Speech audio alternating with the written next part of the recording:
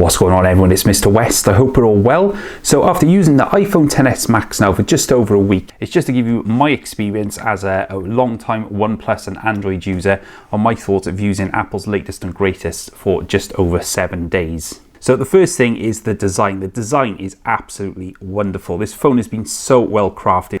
It is very expensive, yes, but expensive is all very relative and it's subjective as well to how deep your wallet is. You know, this gold aluminium section and the glass front and back is very, very grippy actually for a phone which is made of metal and glass. It's not as slippery as I thought it was going to be, and it does feel really good in the hand.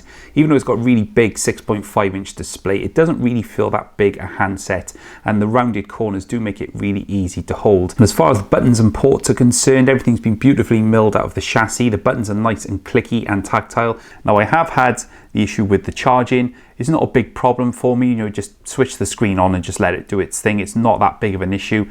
So before I move on to the actual quality of the display, the actual glass that they use is really, really nice as well. It does get covered in fingerprints, but the oleophobic coating means you can just wipe this on a shirt or use a cloth just to get the screen clean again, and it looks as good as new. The same for the back glass as well. Again, that's going to get covered in fingerprints, so you know, if the look of the phone matters really that much to you, then I would really suggest getting a case for this phone because it does get covered in grubby fingerprints very, very quickly, and it also picks up a lot of dust as well. Now the display itself is absolutely wonderful. The actual scale of the phone, because of that larger screen footprint, does have such a big impact. Now, I'm not particularly sure, nobody really is, if this is a Samsung or LG OLED display, but regardless, it is a beautiful display. And yes, it's only effective 1080p resolution, but it looks absolutely awesome. So there's not too much oversaturation or anything like that. They have the True Tone effect on it, but leaving that on makes it feel like the screen has got jaundice, so I do like to keep that off. But on the whole, I've been really, really happy with the actual display quality. I really don't care if it's a Quad HD screen or not, as long as the screen looks nice and it gives me the information that I want. I really, really don't want to get into that kind of debate over whether it should have had a 1440p screen or what have you. This screen looks absolutely great, and I do think Apple have done a great job in tuning this for the user. So as far as performance goes, this has been one of my favorite parts of this phone. This is an absolute beast. The A12 Bionic chip, it really does live up to the hype. It is so powerful. For example, editing a video in LumaFusion on this phone is an absolute blast. You can put together a 10 gigabyte file with 4K resolution at 60 frames per second, and even with a high bitrate of 100 megabits per second, that will take around about 13 minutes to render, and then just export that to YouTube, and you can pretty much get all of that done and dusted in just an hour. As far as other performance goes, just navigating through the UI, the animations are beautiful. It's really simple to just swipe through all of the menus, and it's never hung up on me or gone slow or anything. So the marriage of the software with the really capable hardware is a real joy to use. And you know, go into this, it is very, very simple and easy to use. I will give it that. Anyone from the age of 8 to 80 will be able to use this phone absolutely fine. But when you've come from such a, I say complicated, Android could be as complicated or as simple as you like, but coming from an OS which allows you to customize so much and has so many options, coming to this is a little bit of a surprise and a culture shock, and it does need some adjustment because some of the things you take for granted on Android aren't available on this phone. But iOS is so simple to use, and it's very easy to see why people come back time after time to an Apple device, because you know, it's better the devil you know, and it's just so simplistic and so nicely done as well. The animations are really smooth, and the icons as well are easy to see.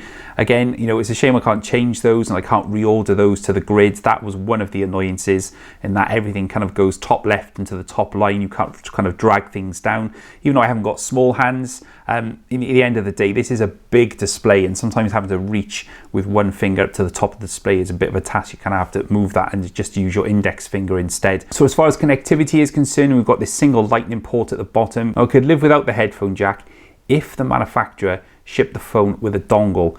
At this price point, it is not too much to expect a headphone dongle in the box.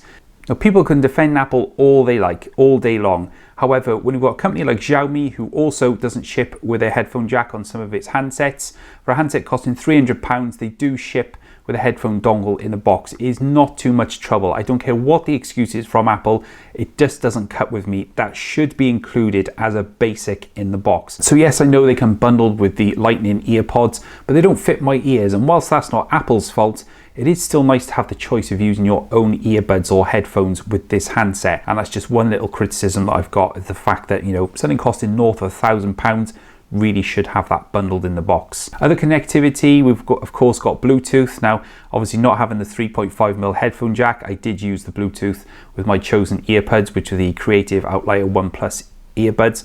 Sound quality is absolutely great as well through that, so there was no trouble with Bluetooth with the connection or the distance that I could go from the handset, so that was absolutely no problem whatsoever.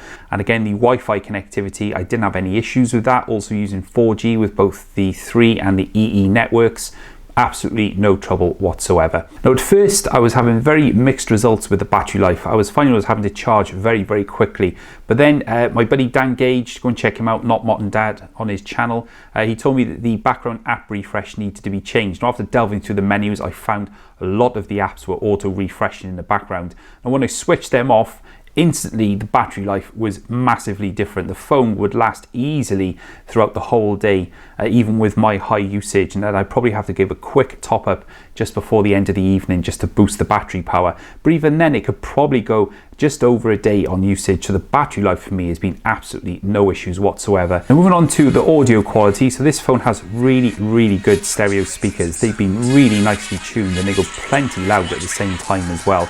And one criticism I've had with using some Android handsets in the past, particularly the Poco F1, is that sometimes the sound is off balance because the main speaker or the bigger speaker is always at the bottom of the phone purely because of physics and being able to fit into the handset. The left-hand speaker, which is the one obviously which is in the earpiece, does suffer a little bit and it ends up being more sort of a high frequency speaker. Now, your ears do adjust after a while, but with this, that's no such problem. Both speakers seem to be of equal volume and power, and you get this really great stereo image, and it's really powerful as well. And you get a sense of bass from the handset as well, so obviously with the chamber of the phone, you do get some resonance as well when listening to audio, and it is plenty loud, it's crisp, it's got good low end for a phone, obviously, and you can even crank this up to full volume and there's no issues whatsoever. So that was one of my favorite parts of this phone, was the stereo speakers. They do sound really excellent, are such a great addition to this phone. As far as audio quality through earphones is concerned, well, I had no such issues whatsoever. It's very loud and it's got good quality audio at the same time. My issue is that the equalizer only works on Apple Music. I can't use that on anything else. I get it that that's not Apple's thing, but again, allow the user a choice. Maybe install a third-party app to do that. There were third-party apps, but they were third-party music players. I just wanted to use my own music player, for example, Spotify or Google Play Music or YouTube Music, and then be allowed to use an equalizer on top of that to shape the sound as I want it. So moving on to one of my favorite parts of this phone, and that is the camera and video quality. Now, without delving into too much detail, I've made a number of videos detailing all of this already. The quality of the cameras on this phone is nuts, absolutely superb, and it is so easy to get such a great shot with this phone. Both of the modules here, we've got two 12 megapixel cameras on here, both are stabilized optically, so it's so easy to get a really good shot even when you're zoomed right in on your subject. The stabilization just such a good job that it allows you to get a great shot every single time. The 2x optical zoom allows you to just zoom in on your subject and get loads of detail out of that. And if you really want to edit the photos, the quality is so good that you can sharpen, you can adjust contrast, exposure, anything you like to get a really good result every time. I do wish there were some manual controls on the phone. It is not a huge deal breaker, but after being used to this on some phones that I've used previously, it would be nice to have a manual slider control, for example, for autofocus, just to fine-tune that image, because I do find sometimes the phone cannot focus, especially when taking pictures of plantation, because it gets very confused with what should be focused at the front of the shot rather than just exposing everything in the same focus. However, most of the time the camera does a stellar job, superb, absolutely bowled over by the quality of the images. Apple then goes one further with tremendous video quality. It is absolutely superb. Great saturation, color, detail, super high bit rate as well, and you can keep recording without any issues whatsoever. There's no time limits on any of your recordings. For example, 4K 60, you are just limited to the inbuilt storage on the phone. It's not a 5-minute time limit on your 4K 60 footage like you get with, for example, the Galaxy Note 9 or the OnePlus 6. Both of those phones are literally at melting point when you've been recording at 4K 60. This is cool as a cucumber. It just carries on and keeps on trucking, and that is one of the best things about this phone. There's just no limits. It's really awesome. Audio is also good. but I have had an issue with some gargling in the noise cancellation, especially where there's lots of wind pickup in the area. I'm sure it can be fixed with a software update, but for now, just 1 point deducted off for the audio issues and lack of manual controls, because that is something I would really love on this phone. So in conclusion then, I've really enjoyed using this phone. If my wallet dictated, I would have this and I'd have the best Android phone I could afford. And yes, in an ideal world, I would love to have that, but finances dictate otherwise, and I do have to send this back. A lot of my subscribers and people who follow me on Twitter wanted to see some coverage of this. I have done that now, and I'm so glad I did it, because this is such a great phone to use. I've really loved using this phone, and I would wholeheartedly recommend it to anybody who's got the budget to allow for such a device like this. I would recommend it in a heartbeat. Tremendous, a brilliant job from Apple, and one of my phones of the year, absolutely sure of that. So if this is your first time here, please consider subscribing. I upload videos every single week, and I really would appreciate your support. But for now, this has been my recap of my week using the iPhone XS Max. My name is Mr. West, and I will catch you guys later.